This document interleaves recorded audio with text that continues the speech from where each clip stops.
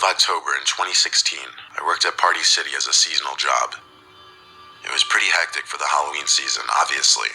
I got stuck with the night shifts on weekdays since I didn't have early classes. The location I worked at changed its closing hours on weeknights to 11 p.m. during the Halloween season. My shift would start usually at 5 and I'd work till close. The rush would die after 9, and after 10 there would hardly be anyone left in the store, especially on weekdays. On my shift on the day in question, I started work at what was referred to as a costume grabber. I would be told on walkie-talkie what costume and what size to grab so that I could hand it to the customer and they could try it on. After it quieted down, and later on in my shift, I was told to start cleaning up the aisles, restocking, and bringing stuff either up from or down to the basement. That got tiring quickly because it was a lot of walking up and downstairs. Past 10, there were only about 4 of us still working. A girl named Maria working the cash register, Kyle cleaning aisles and stocking shelves, Ashley the supervisor for the night, and then me doing the back and forth basement work. The basement was at least connected straight to the upstairs costume storage room, so it wasn't a super long walk from the basement. I took a 10-minute breather, then went to continue lugging boxes from the basement up to the costume storage room. The lights of the basement had been turned off by someone. I figured Ashley. I flipped the light switch back on, and down into the basement I went. As I was lifting a box of girls' costumes, I heard something fall on the other side of the basement.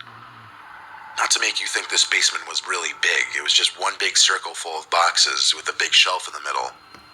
I put down the box I was holding and slowly peered my head around the shelf. There was someone in a white hooded robe costume with a scary monster mask. Of course, I jumped back at first, then I laughed, saying, "You got me."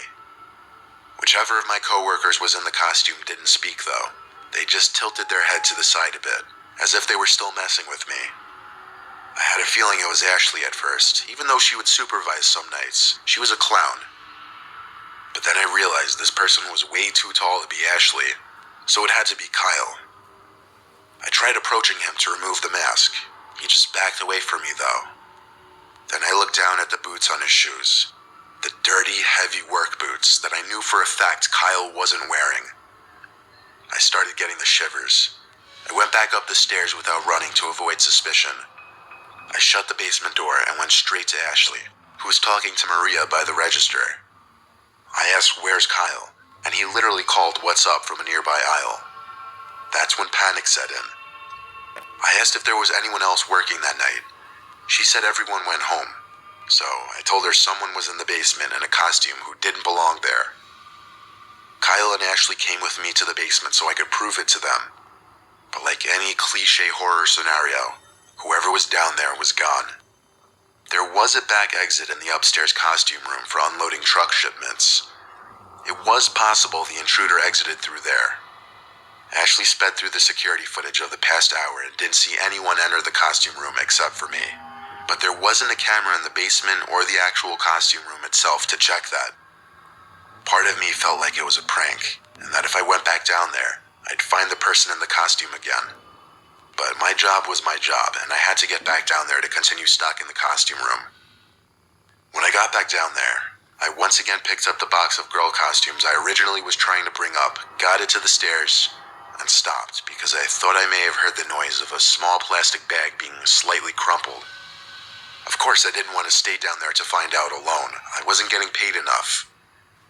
My shift was almost over, so I lugged the heavy box up the stairs, dropped it in the costume room, and went back to the doorway of the basement to shut off the light.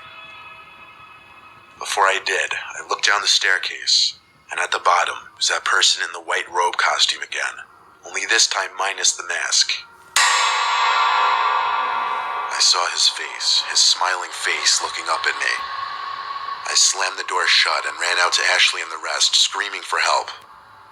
They came as fast as they could to the costume room, but the back exit door inside was wide open, as was the basement door. This time, for real, he was gone. The one camera on the outside delivery area didn't even catch him. I don't really know if that intruder managed to steal anything other than the costume he was wearing.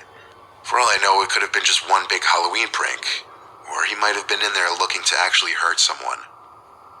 For all I knew, it was an armed robber, though, and I treated the situation as though my life were in danger.